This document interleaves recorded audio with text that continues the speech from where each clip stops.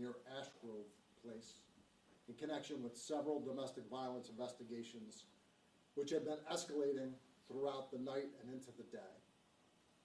When the detectives approached Mr. Wadges, he attempted to flee on foot. He wound up pulling a .40 caliber handgun from his coat pocket, subsequently turned towards the detectives and fired at them. He fired both upon the approach when the detectives first came upon him on the sidewalk, and then ultimately as he tried to continue to flee, crossing the street. The detectives subsequently returned fire, striking Mr. Wadges, and ultimately stopping the threat and taking him into custody. A .40 caliber handgun was recovered on the scene. Multiple officers responded to aid the detectives and also provide emergency medical attention to Mr. Wadges.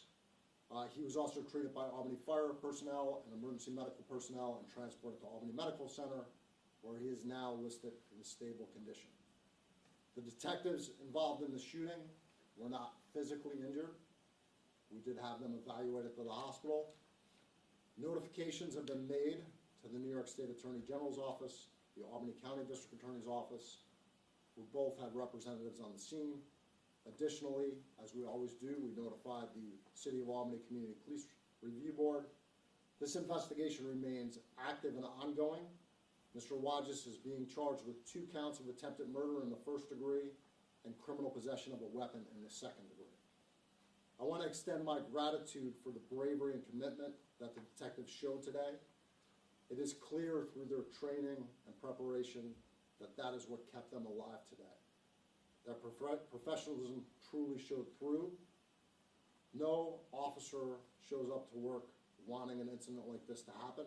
Their intent is to take Mr. Wadges into custody for a serious incident of domestic violence, and ultimately it was his actions that escalated the incident. While we still have further work to do on both the criminal and administrative investigation, I want to ensure the community that this is not a wait-and-see situation. I recognize that we have more work to do, but we clearly have video that shows that Mr. Wadges had a gun, he pulled his gun, and he fired several times at the detectives, clearly intending to take their lives. And by the grace of God, their lives were not taken, and they are home safe with their loved ones tonight. So myself, my command staff, this police department, and the city should certainly thank them for the fact that they are home safe. We have a video that we are going to show. I'm not going to release the names of the detectives tonight. You're going to see that you will not be able to identify the detectives or anybody on the scene. We're blurring out their identity for the evening. But we're going to show in the video, and we'll also show several points tonight of where you see Mr. Wadges take the handgun out of his pocket, display the gun, fire the gun, and continue to fire the gun as he crosses the street. And then we can take some questions.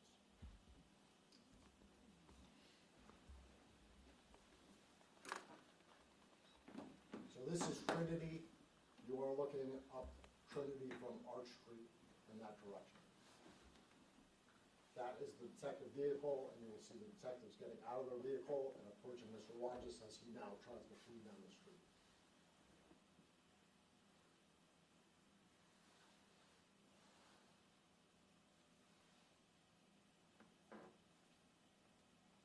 After it clears, we'll stop several pieces and we'll talk to this.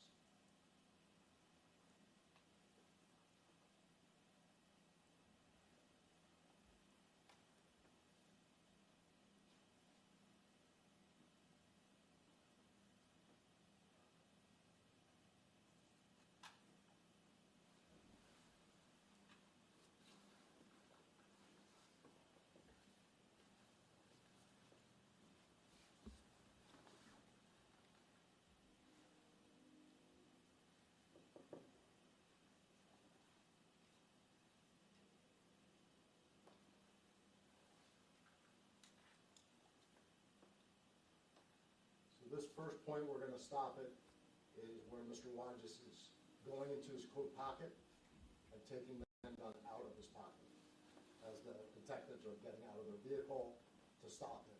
They already know who he is, they've identified him, and again, they're going to take him into custody for a domestic violence incident.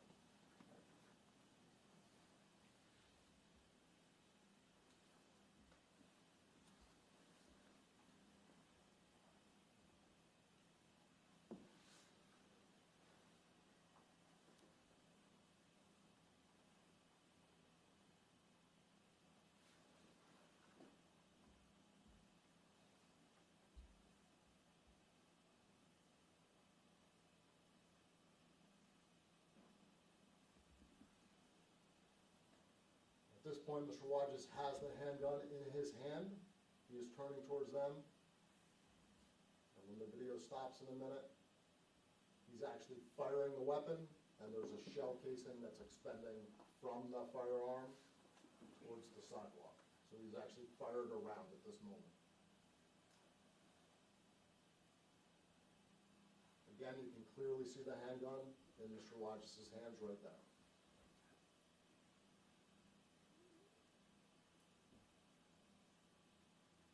Continues to have the handgun in his hand as he's starting to cross the street.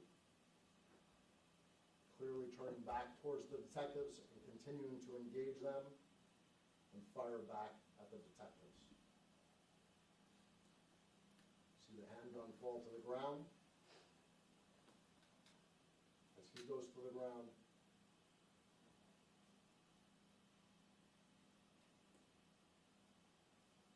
and actually go with him as he goes between the cars. They then take him into custody. So as I said, it was clear that the detectives, their training, their professionalism clearly showed through, and I'm extremely thankful for the job that they did and the job that all the women and men of this department do. With that, I'll take some questions. I'm kind of curious, in the domestic violence case, was the weapon involved?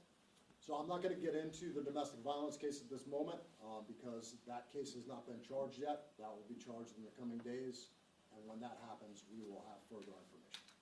Chief, were all of those other officers responding to that domestic violence or the domestic call as well? All the officers that you So saw? most of the other officers that you see coming are actually coming from, so South Station is right down the street, so many of those officers are actually coming out of the station running to the aid of the detectives. I noticed in the release it mentioned the word physically injured. I usually see just injured. Is that kind of implying that this was a traumatizing situation, or? Kind of implying. Yeah. You get involved in the shooting, see how you feel. How many times were the officers shot at? I'm not going to disclose how many times where anybody was shot at this moment. That's all part of the investigation. Chief, how did the detectives know where to find this person, or was it just a chance encounter? There was ongoing intelligence, and they were seeking him based on the escalating situation and the need to take him into custody. Can you speak about any police history, police record that he may have had? He had a very lengthy history. I'm not going to get into the entire thing, but he had an extremely lengthy history with us. Was this a ghost gun? We'll show you a picture of the gun. Give me 1 second. It is not a ghost gun. Chief, do you know how many bullets were fired in all by the 3 shooters? That will all be part of the investigation. We're still early in the investigation, so there are certain parts of it that I'm not going to be able to disclose right now. Chief, can you disclose where the victim was shot at? Where he was shot at? Yeah. It was right on Trinity, right near. No, like in his body. Like, those are all parts that will come out later on in the investigation. Thank you. How long had, I'm sorry, Chief, how long had they been tracking or trying to get him? Sorry. This has all been happening relatively since overnight and into the day. Okay. So what is the standard procedure now? Everyone, of course, is delighted and pleased that no police officers were injured. Are they on active duty? Are they on temporary leave? What is the status in the protocol? So whenever there's a critical incident like this, somebody gets placed on administrative leave as we make sure that they're okay and we clear them for duty. was there any damage to any property during the incident? Not that I know of at this moment, no. Do you know when the officers' names will be released? That'll be done at a later date. What is the CPRB's role in this gonna be? The CPRB provides oversight to any investigation, so as we conclude our investigation, they will ultimately provide oversight to that investigation once we're concluded. That video was pretty clear. Is it from a street camera? That is a street camera, correct. And should we assume there was also body camera video of this incident? That will all be part of the investigation as we continue. Chief, in watching the video, it looked like that suspect was almost right on top of the officers. They were obviously very close. It's hard to see from this vantage point, but in talking with your officers, did they say how close he was when he fired that first shot to them? So having seen further video, they were extremely close. They were very, very close to each other. Safe to say that being that close to the suspect, pulling out a gun, it's not going to be mistaken for anything else? It was extremely clear that he had a gun and he was firing at them. There was no doubt about that. Okay? Did he use weapons in any of the previous crimes that you alluded to? That will come out further as we get further into the investigation. Chief, you had said that he has a pretty lengthy record. Do you know when the last time that he was incarcerated was and how recently he was released? If he's been incarcerated? I do not off the top of my head, I don't know. At this point, considering I imagine he is currently hospitalized, he's in stable condition, right? He's in a hospital facility. Correct, he is in stable condition at the hospital. How long is it expected before he is, being able to be physically arraigned? That will be determined based on his condition.